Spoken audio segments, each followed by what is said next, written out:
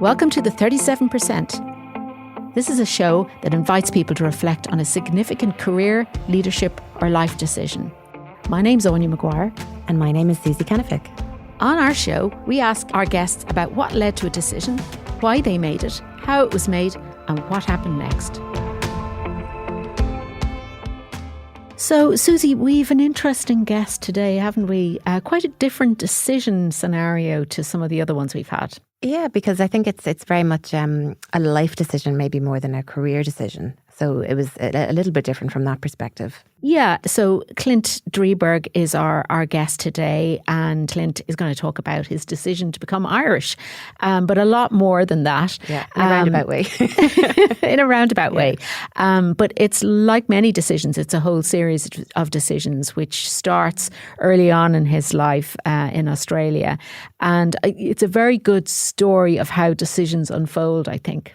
Yeah, and I think for me as well in particular, if I was to describe Clint's decision-making persona, he's somebody who has got this sense of adventure and optimism about where life will lead if you just take steps and opportunities as they unfold before you. So I'm sure we'll talk about that and a few other interesting tidbits to come out of the interview. But I think for now we can head straight into our chat with Clint and we'll catch up afterwards. Great. Clint Drieberg is a producer and showbiz reporter based here in Dublin, but with a decidedly international reach. As he puts it, he is heard and seen worldwide. In addition to his role as producer and radio programmer at Dublin's Radio Nova, Clint is also a reporter and movie critic who interviews movie stars and household names on the regular. Clint began his career in his native Australia with radio and media roles in Perth, Brisbane, Sydney and Melbourne before departing for Europe with his partner nearly 10 years ago. Following a brief stint freelancing in London, Clint settled in Dublin and in 2022 he officially became an Irish citizen. And no doubt he'll have plenty to tell us about the decision to relocate halfway around the world. Clint, we are delighted to have you here. Welcome to the podcast. Thanks, Susy. Thanks, Áine. Oh, great to have you. Yeah. So it sounds like we're going to have an interesting decision we haven't had before. And the decision we're going to talk about is the decision to leave Australia and what happened then, leading ultimately to the decision to become an Irish citizen. So it's a fascinating story. But before we get into that, just tell us a bit about your background and what happened, who you were before you decided to leave Australia. So I was always fascinated in the media growing up as a kid. I was lucky going to high school. We had a great media program that taught us about radio and TV, and being in a small town like Perth is kind of like living in a small town in Ireland. There wasn't much media around. There wasn't a sparkly TV studio that you could go and apply for a job. There was a lot of radio. And so I did apply for work experience in the local radio stations and got that work experience and soon discovered that radio is a great medium, still is today. It's the most immediate thing I know of. I mean, sure, there's social media, but I guess radio is the original social media, I like to think of it. You know, whether you be in Dublin or whether you be in Dingle, if you're listening to the radio and you're hearing a person talking, they're telling their story immediately. Most 90% of the time, they're talking to you live and you can react to that. And it's very intimate. It's in your ears. You don't have to look at something. You don't have to have your phone and watching. You don't have to read the subtitles on TikTok. You can just have it on in the background. Sometimes it's superfluous and sometimes you hear something that you get engaged in. And I was fascinated by that once being in the studio and surrounded by the idea of audio, you know, getting into your head and people's voices and how you could tell stories primarily through radio and through audio. And so, yeah, after spending some time in the newsroom, I was introduced to a producer of one of the programs. I was like, what does a producer do? This 16-year-old version of me going, I just thought a person sat in front of a microphone and played some records and hit some buttons. But no, there was a producer. So she showed me what she did. And I became her assistant eventually. She left. I became her. Got offered another job at a radio station in Perth. Did a few jobs in Perth, then got offered a job in Brisbane and then Sydney. And so worked my way around. And through all of that, I was lucky. My passion was always film. And someone asked me in one of those radio stations along the way, would I like to review films and do a few interviews? And I said, yeah, sure. And so I was able to live my passion of talking about film and watching film, as well as tying it all together with a bit of work in radio. And that's what's happened for the last 25 years. Oh, sounds amazing. Yeah. And you've kept your passion about radio, have you? Always, yeah. And again, kept that passion of films. I didn't think before that decision to leave Australia that I might have had to give up some of those things, radio primarily, and then perhaps the idea that I could sit in a cinema 3 or 4 times a week and get paid for it. Sounds great. I thought that might disappear too, but luckily, touch wood, it's still happening today. And yeah, the passion was media and became radio. I'm still able to tell stories and tell other people's stories by interviewing them through the medium of radio. Done a bit of TV, that's just by course of the nature of the world now and through pure luck. But radio's still what I love. I think you're one of those rare individuals who actually had quite a clear idea in his mind as to what career he wanted to have from a very young age. But I'm curious, is there an option that maybe you might have considered that you didn't pursue? Is there a road that you didn't travel? Yeah, I guess. Growing up, my parents were always had shops. They were involved in retail. I had to work in the store on the weekends. And I kind of saw myself perhaps doing that, when we got older. I might take over the shop from Dad. But essentially when I look back on that even, the way a small business survives the corner store, as you would probably know it, that is because of customer relations. Anyone can go shop at the big supermarket or whatever, but the corner store around the corner is convenient. It's always open. The people are nice that, you go and see and buy your milk from. And I saw that now in reflection in my parents and my father in particular. He had a great conversation with everyone that came in, knew their life stories, and they would come back because the nice man around the corner, knew what they liked, knew the way they liked their shopping or what particular item they liked. And so I think that's a big part of telling people stories through the medium of audio is listening. And any interview I have ever done, I prepare, yes, but having a conversation with someone or being prepared to deviate from the list of dot points or the questions you had in mind is always the best conversation, the best interview. And it also gets rid of the nerves as well when you're just talking to someone, having a conversation. Yeah. It's not I've talked to some high-profile people and stuff like that, but they're all just humans at the end of the day. Yeah, it sounds like storytelling is your passion. Yeah, whether the medium is kind of a secondary piece. Yeah, it really and is. I'm wondering if some of that is about the time you might have spent in the shop listening to people's stories. It goes back to that, really. I think it is. And even though, if there was something else to have done, would it have been running the corner store? I don't know, but I think it would be storytelling in some way. I get to hear people's stories when they ring into the radio station or interview a celebrity or something. It's just, or just listening to my colleagues on the radio too. Some of those stories are hilariously funny. Some of them are quite sad. And the power of radio too, we get to help when we hear a sad story sometime. Someone rings in, they've lost their dog or they've had a horrible thing happen to them, and we can help a lot of the time. Yes, or it sounds like it's maybe what we have in common with you as coaches. It's the interest and the curiosity and the taking the time to listen to somebody and also maybe just validate or acknowledge their story, I think is really important. Yeah, it really is. So 25 years of storytelling. That's quite an achievement. Yeah. And you've said to us that the big decision you've made is the one to leave Australia. So tell us what led up to that decision. A load of things. So I'd done what I was doing for quite some time in Australia. I was producing a morning program. I was reviewing films. I was doing all that. I'd done that in several places in Australia, Perth, Sydney, Brisbane. I just met my now partner for the last decade, and we were living together in Melbourne, and things were going pretty well, I guess. And he was kind of a big catalyst in the way, for 2 reasons. Everything was going great, so why wouldn't I do something exciting with this person that I found and fell in love with? And then the other was kind of intrigue and probably a little bit of jealousy. He, as a younger person, I went straight into work. I didn't even finish the last stages of my college in broadcasting because I'd gotten work in the radio studio, and I was like, what am I doing the course for? I get a job now. So I just rolled straight into work, got my amazing job in radio and kept going and going. David had a gap year, went overseas and lived in Sweden, learned Swedish, went to Japan, learned Japanese, had this wonderful experience 10 years earlier doing some quite things that made me jealous. I never had that gap year and never went on exchange in school and things like that. I just did school got very lucky, as you say, always knew what I wanted to do. But then once I was in it, I couldn't get out of it. And a job in the media, even today, it's very hard. Like, there's not many jobs. It's who you know. It's, it's not what you know necessarily. It's being in the right place. So it just kept rolling on. When I got that second job, it's like, okay. And the third one, and then I moved states and cities, and it was just like, okay, I need to hold on and see where this ends up.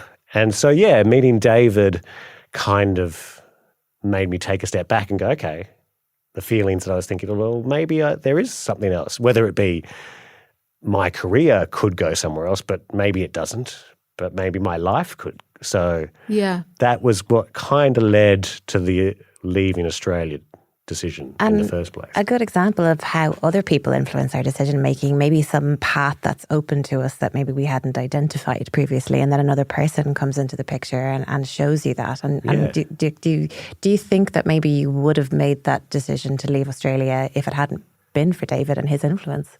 Possibly not. I mean, like I said, there's a hint of wonderment in how he did it.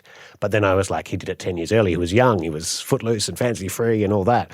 And maybe I had that, but maybe I'd outgrown that. I was in my 30s and been a serious, member of the workforce up until that point. And so maybe I wouldn't have that chance. But he kind of, when I said it out loud, his response was just as a part of that wonderment as I had, and was intrigued about the idea and ready to go kind of thing. Wow. So I was like, okay, we're the same age-ish, and so if he's still feeling like there's an adventure on the cards, maybe there is an adventure on the cards. You think it was listening to David, talking about his experiences in Sweden and various other places, that it sort of gave you an awareness of something that because you had been happy and going along and everything was going great, you weren't searching for anything, but then it felt like this is something people do, or I could do this too. Yeah, it was a bit of that. It was I missed out on that. And how do I get it? If I don't do it now, I might get too old. And then, you kind of overthink all those things as well. And I was with someone who was ready for the adventure again, and wasn't as nervous as I was at all. And were you nervous? Yeah, totally. Terrified. Really? Yeah. Tell us about that. Because, well, the actual act of deciding to go was one thing and discussing it amongst ourselves. It was then, again, being in an older age group and in a position where we both had jobs. He's a lawyer. He had, just qualified and had a lovely job in the Australian government, and I had a very lovely job in the Australian media. So the idea that we'd go into our boss and tell them we're going for a little trip, we don't know how long, perhaps could be sounding stupid to some people. And that's what I thought anyway. So once we talked it over a few months, and then I think there was a slightly tipsy evening once when we went home after talking about it. Always part of decision-making. It's always part of the decision-making. And I had roughly 1 million frequent flyer points in an account that, they'd just been building up for years. And I was like, where could we go? So logged on and saw where we could go with that 1 million frequent flyer points, and that was first class to London for the two of us. One way. Okay. Wow. So when we worked that out, I was like, okay, when could we do that? And then there happened to be a couple of flights, I think 2 weeks before Christmas in 2014. And we were like, maybe, and that at that stage, that was 9 months away.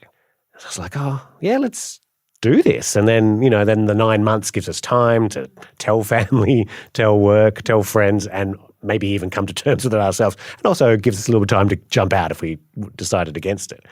So booked them that night.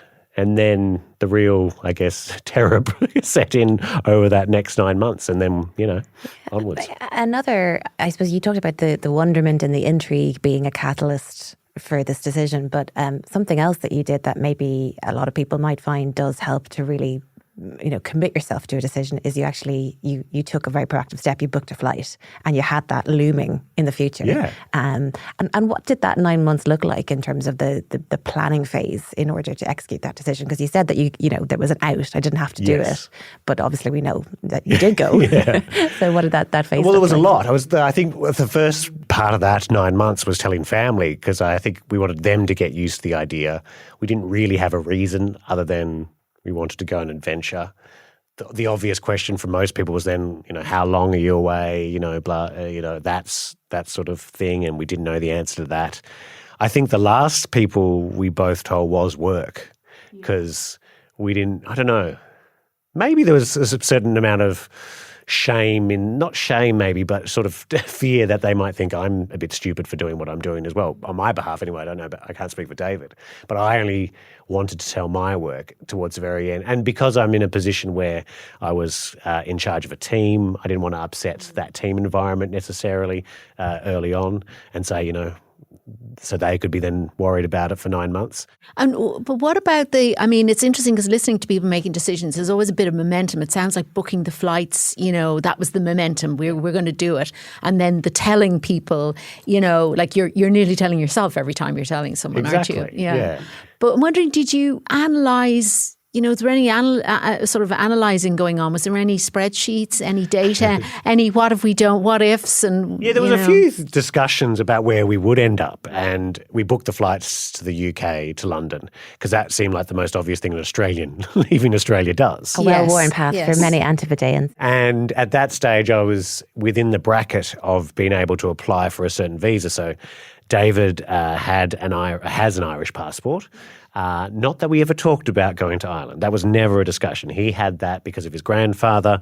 But what ended up happening was we landed in the UK, spent a week with some friends there, decided to go travelling, left the UK almost, a week later, spent Christmas in Lapland and sat on Santa Claus's knee and did some more things and went around Europe and then got cold because, we're not used to the cold in Australia. Yeah. We're used to enjoying the summer in January and February. So we flew down to Asia to spend 6 months travelling Asia.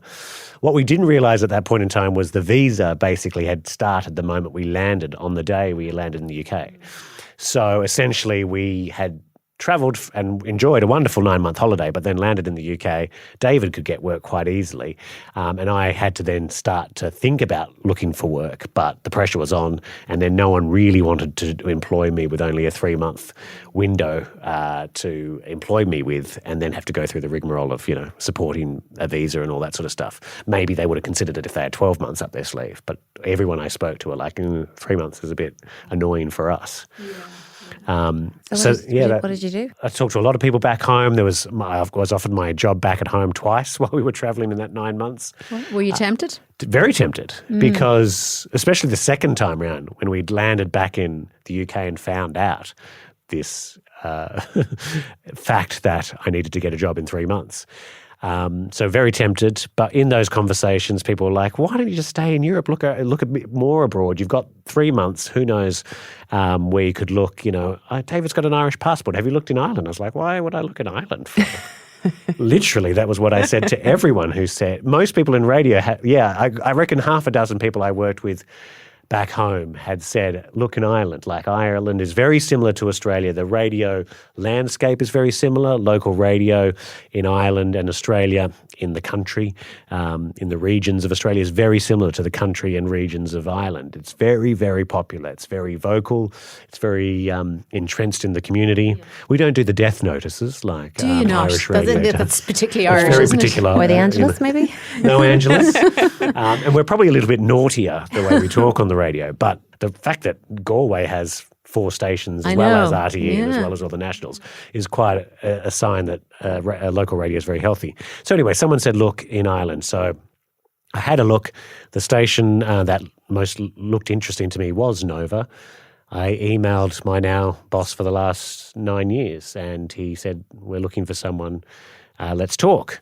And did you do that from the UK? Or I was sitting there in our flat in the UK, and we had a conversation. He had a job, and the great thing was they offered to sponsor me for a work visa, but it took a good few months. So I came into the country thinking it was all done, then it wasn't, so I had to leave again. And so this went on for a good few months until it finally got sorted. But even with that, in that time, I was thinking, we've really done the wrong thing. I'm going home. So even when I was here with the job, there was still a feeling that I might go home, yeah. And where was David at this point? He was able to be here because he had the Irish passport. So for him, it became a question of what would he do? A qualified lawyer in Australia didn't mean much here because it was different, the qualifications required. So he picked up some work, but then realised, well, as we stayed here longer and longer, maybe I'll get qualified here, which for him was, I won't speak for him, but watching him go back to school and pull his hair out, having to study again for a good couple of years. Quite a commitment. Yeah, he was back to zero, was it for him? In a way. I mean, he was able to work, but had to study and, while we were trying to work out what we were going to do, whether this was going to be forever. You know, it's interesting because it sort of sounds like these were all circumstantial decisions, but then your commitment suddenly grew very quickly, maybe because of the investment in David's qualifications, and so it sounds like there was no kind of, oh yeah, this is great and we'll just live here. It was just you were already on the path, so these were the next steps. Without being rude, we never at those points thought, gee, Ireland's great, we're staying. And I don't mean that. No, it's interesting, because everyone says, why are you on this side of the world? It's usually the other way around. And we always said we loved being in Ireland, and for that early part, jumping on the plane and going to Spain and taking these amazing weekend trips. People thought we were mad, like the amount of travelling we were doing, and still do. We were in Morocco for the Easter long weekend just because. And that's not something you can say when you're in Australia. And even to most Irish people, you guys don't like to travel a lot. Like a 4-hour plane ride is a long one for you. For us it is. For you guys, but we travel 24 hours to get here. And also being in Europe, we've been very lucky. We've gone to Russia when that was okay. That's only across the water. I went to the Ukraine and went to Chernobyl and things like that. These aren't things we would have ever done had we have been in Australia. Even if we've done European trips before, you can do a bit in 2 weeks. You can't do a lot. No. But living here, and again, as those years went on and as we got more invested, David with his qualifications, me enjoying my job, we just decided the next step as we went along. Yeah, something that is just surfacing here for me about maybe your decision-making style, and maybe it's a collective decision-making style that you share with David, is that it's not important whether a decision is right or wrong necessarily. It's just that it brings you to the next phase. And then maybe there's another set of decisions that you have to contemplate. And it sounds like, and tell me if I'm wrong, that you don't spend an awful lot of time ruminating over whether this is going to work out or not work out. It's just that, well, look, if it doesn't work out, then we'll do the next thing. Is that fair? 100%. Yeah. When I think back at that, again, we could talk about the biggest decision, I think, was to leave Australia. I was not a happy person, was not confident about that, was not easy with it, was tempted to come back, as I said, more than a couple of times, and was ready to hit that button a lot of the time. And David talked me off the ledge, so to speak, on many occasions. And yes, he was a huge part of that. And once we got over all of that and then, ended up in Ireland, and then the next decision, they've gotten easy. I mean, we bought a house. We are homeowners here, and I'm Irish, and those are all big decisions. But when I look back, we're never as big as the one to leave Australia. Yeah. But maybe, I don't know, maybe that comes with age. Maybe that comes with after making a lot of decisions that you consider big, and then the next one's not so big. Maybe it becomes easier when you spend a lot of time with the other person who's part of that decision too. Yeah, I'm wondering that. I'm two things are in my head. One is about maybe, the secret to life is to make the decisions work for you. Yeah. Whether, it's not, we often say there isn't really a sort of one optimum decision that you have to hit on to get it right. And maybe it's the shared partnership or shared partners in crime or, shared project that that it's like doing it with someone else, that it gives a support and a momentum and an energy to the decision that it might be much harder to do if you're on your own. Would that be true? Yeah, and it would be. And when I say it out loud, we came to Ireland because I got offered a job. But, what inevitably happened is David's now a qualified lawyer for most of the world because of, that decision. So, and he decided to do that as a result. It wasn't, I don't know, a one-sided thing as well. Things happened along the way for us as a combined unit. A lot happened separately as well. Yeah, all the decisions since have been a lot easier than that big one. Yeah. And maybe, again, I don't know what that is. Time, age, confidence in yourself. It could be anything. I don't know. I wonder, is there a mindset thing there as well? Because something that struck me was when you talked about booking the flight to Australia, and then you were still in this phase where like, well, maybe we won't do it, but we have got something to aim towards. So you effectively gave yourselves a cooling off period where you could decide, actually, we're not going to buy that insurance policy in the end. And also, even though you've made what seem like very, very significant and very almost seismic decisions, your attitude seems like, well, actually, we could always go back to Australia, or we can always sell that house we bought here. Is it maybe that you take decisions quite lightly in a way? Do you think that's a fair assessment? I think that's fair to say. And I guess there is always that. There is the safety net. Our family and friends are in Australia. Sure, it's a 24-hour flight, but it is just there. Becoming Irish hasn't precluded me from being Australian, which is great. So I have both passports. I can go home anytime, So there's all that. It's really interesting to hear you describe going home. Yes. I mean, where is home now? Home is a lot of places, I guess. Australia is home. I'm not in a rude way. No. But it no is offense home. taken. Yeah, but it is. Home is where your heart is, and all that sort of cliche. But it is home. And yes, Ireland is my home away from home, I see it as, and has been my home and will be, coming up to nearly 10 years. So I think you can have two homes. Good. You can. Yeah, and I will have forever. Like, if for whatever reason we end up going home back to Australia, I think it would be a hard decision as well to say goodbye to this home, because there's friends, there's almost family here and things like that, and there's, a lot of decisions we've made and a lot of life we've lived here. So I don't think that can be just waved off. To go back to the decision to take Irish citizenship, I mean, did that have any meaning for you? Initially, no, it was more formula. Yeah. Like I said, we were getting here 3-4 years, and then it was like 5 years. What?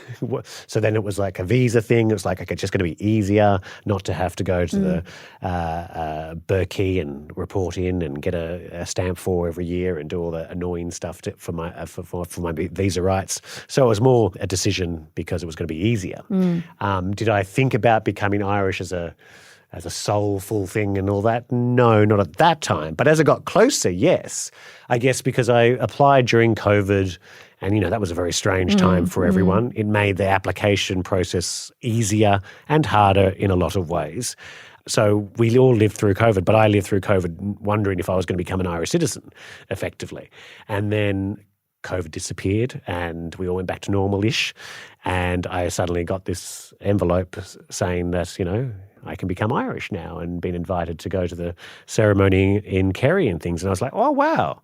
And having, I think, maybe experienced COVID and missed home and missed people, but found a different, more emotional connection with Ireland, because we were all stuck in, this little island, and I wasn't travelling as much and doing all the wonderful things that we'd done previously. I did feel a certain, that's nice, like a warm, fuzzy feeling, particularly because of COVID, and particularly because we spent so much more time here in Ireland and made a little house for ourselves and all of those things. It did make me feel welcomed and part of the Irish culture when I got that envelope. And then, having to talk about it and do interviews about it and things like that, I found myself going, this is quite a nice thing. Not everyone gets the opportunity to have this. Not many people get to be a dual citizen and all of that. So that added to it. And then I had my first St. Patrick's Day, and, it was a bit cliche, but it felt nice to be Irish. Right. But it's not something that I thought about. That wasn't part of the decision at all. No, it wasn't you. You didn't want to feel Irish. It was a practical.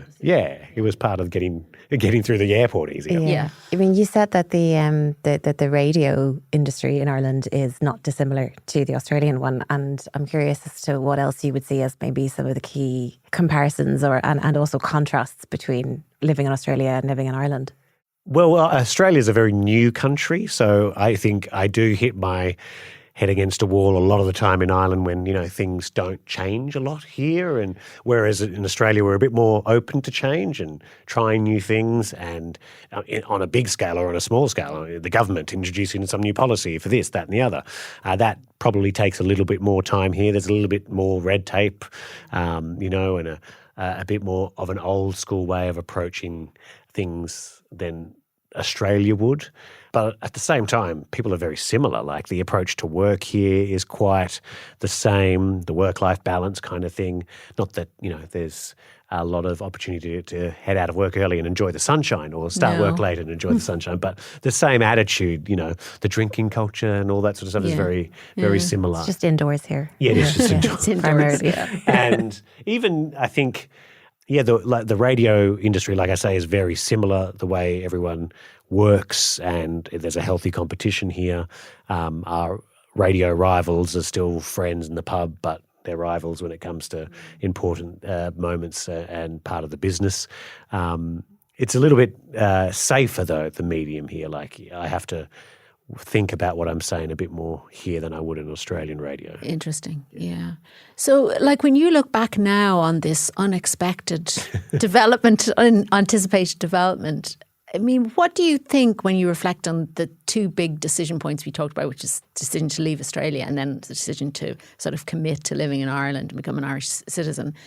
I mean, what do you think overall that period of time, it's about a 10-year period, that decade what impact has it had on who you are as a person?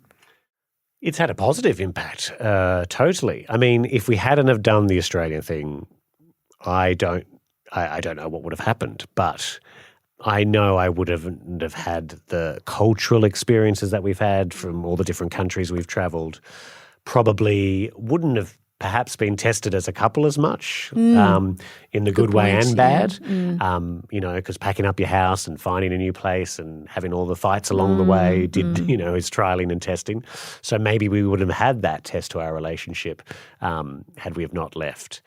Trying new things too, and I'm doing a lot of what I'm doing now is a lot of what I did in Australia, but there's been a lot of new things as well. I never did television when I was home in Australia. That opportunity only happened because I happened to be on this side of the world. And people said, you're closer to all the UK junkets and European film premieres and things like that. We don't have people there. We have you there. Would you like to do it? Fantastic. So that was an opportunity I never even thought about, but was offered and did.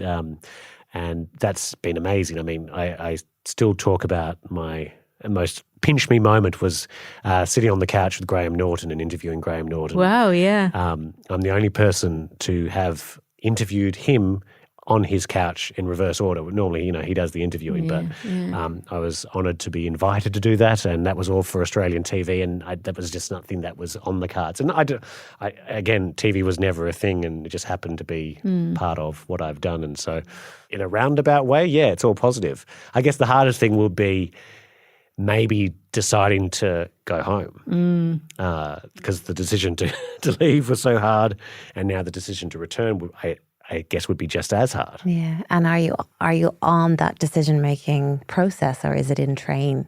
It seems to be part of a logical progression. Is it part of what I want to do and what David wants to do? I don't know. Every time we go back, everyone asks, when you're coming back? And then the question would be, why are you coming back? It's like, parents are getting older and all this sort of stuff. So I don't want to be too far away, when something bad happens. But I also don't want to return just for something horribly inevitable to happen as well. So yes. So therein lies the most difficult part of that decision. I wonder if that is going to be the most difficult part, because the risks have increased because of the success of the decision, I suppose, haven't they? Yeah, and time as well. And, the world's a different place now. We are more connected and things like that. I think about, I have a brother who's 4 years older than me. He did a gap year into the UK, and I remember being, early teens and going to school to get the email that he sent once a month, because he was just gone. There was one email address that the school used, and I was able to access it and would go home and read the email to mum and dad. And he might call once a month from a phone box, We were very different, but he was away for a year. And when then he came back, I was like, oh, look at you. There's never been a part of the last 10 years when I've felt disconnected with my family, with my friends, with the people I love and the people closest in Australia, because we see them on our phone, we see them on Zoom, we see them on Facebook, and we talk almost daily. And even if it's not talking, there's a text message. Yeah. So yes, in this world of communications and connectedness, I've never felt disconnected enough to miss home as well. in a way that perhaps it could have been had we have done this 10 years earlier. Yeah, well, I think it might sound like a bit of a cliche, but we were talking about this on a previous episode, Áine, that maybe when it comes to decisions about travel and going to exciting places, the answer should always be yes. Yeah. But there's not a big decision to make there. But I think maybe to be a bit more serious about it, that decision-making process or continuum that you were on at the point of leaving Australia, it was about going on that adventure, and it was about you and your partner and doing that together. But maybe if you were to come back around and go full circle and decide it was time to go back to Australia, it's possibly less about you and maybe more about other people. And is that the right thing to do, or is that fair on me if David wanted to go home for those reasons, or for David, for me to go home for those reasons? So, it's just seems to be more complicated. Or when I think about it, I seem to have recollections of the same feelings of leaving. So it is that full circle, really. And going home is going home. When I say going home to Australia, is going into the unknown, just as it was going into the unknown leaving. Well, maybe just to finish, I'd like you to give us one soundbite bit of advice from your story that you give to other people in similar situations. Take risks, but calculated risks, if that makes sense. We've done a few risky things over the last decade and taken a load on chance, but I think there was some ideas in the back of our mind that we'd like it to succeed, or we'd like it to go this way or that. Take a risk, but if you can be lucky enough to talk them out loud with someone you love, that's also helpful. Very good. Well, I think that's a very sound decision-making strategy to close out on. So, Clint, thank you so much for coming in and talking to us here at the 37%. And we wish you the best of luck with all your future decision-making endeavours. Hopefully not a lot today. I decide just to have a drink, that's all. Great, thank you. Thank you.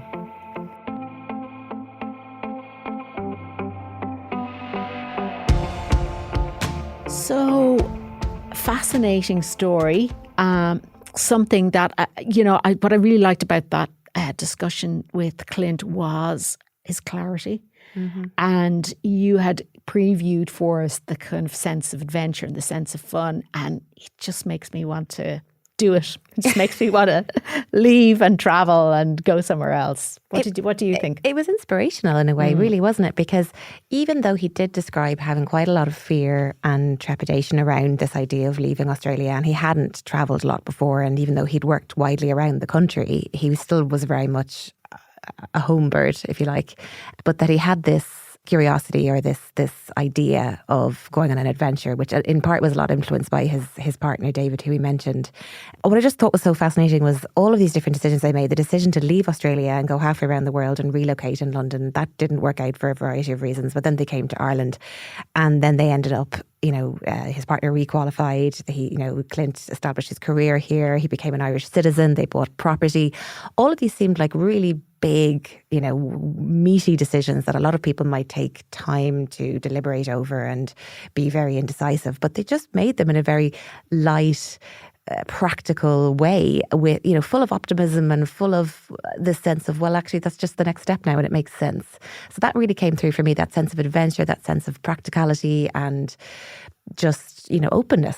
I don't know, did that strike you as well? Completely. I think he, when we asked him for advice at the end, what he said was, it's about taking calculated risks, but take risks. So I'd say something that is probably important in that decision scenario is the risk appetite of both parties. And you talked about it as a good example of collaborative decision making. But it is about, I suppose that's what stops sometimes people making decisions, is aligning on risk appetite. And although there was a lot of, he described as calculated risks, when they discovered that they only had 3 months to find jobs in the UK, that didn't seem to be a risk that had occurred to them beforehand.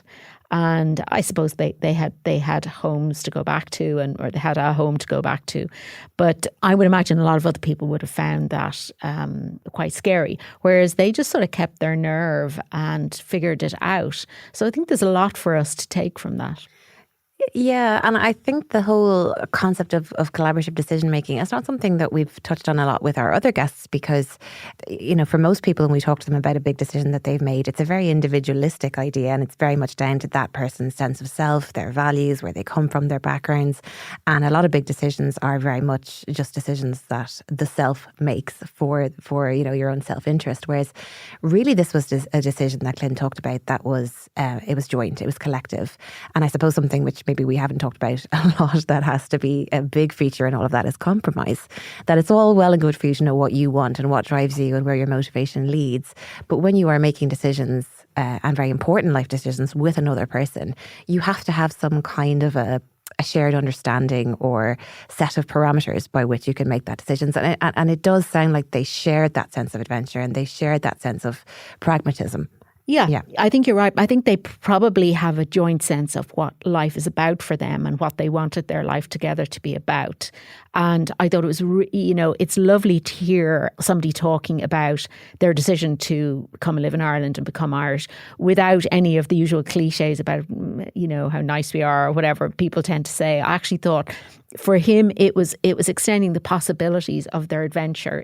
Ireland's a great place to travel to parts of Europe from. Yeah. And I thought it's really nice to hear somebody just say it truthfully without feeling the need to sort of plumose us, So I thought, their life is about possibilities and it's about where they are gives them and making sure that they use those possibilities. And I think there's a lot for us all to take from that. I think it's also very relevant to one of the themes we've talked about, which is there is no one right optimal decision, but maybe life is about taking decisions and then making them work. And a lot to learn there. He did, he definitely did. Clint did say that he doesn't know what the right decision would be when it comes to, say, this potential move back to Australia if that does arise in the future for them.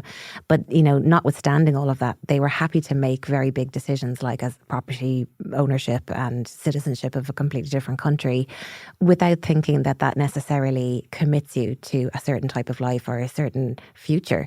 And I think that's something that doesn't maybe occur to a lot of people when they're making big decisions, is that actually very few decisions are irreversible. You can actually take things back and do them over.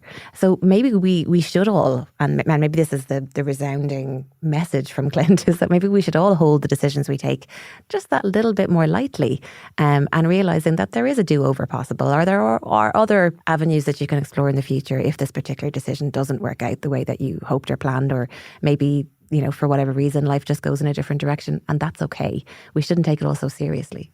Yes, I think there's a lot in what you're saying there. I think the idea that the person you spend your life with or who you meet along the way, that you have an opportunity to learn from them and that could influence your future direction or future decision making. So I also think that probably Clint is quite a decisive person. I think that's probably right. Yeah, I wonder is David equally decisive, or maybe is one the yin to the other's yang? Possibly. I don't know. We'll have to get him on the podcast. They balance each other out, yeah.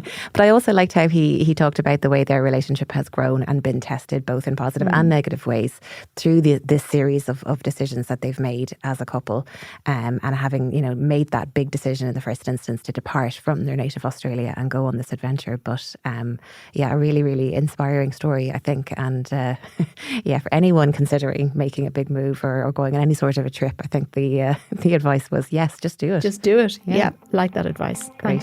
Thanks, Áine. Thank you for listening to the 37%. If you want to know more about us, what we do, and how we might be able to help you with the key decision you're considering, check out our website at www.persuasion.ie.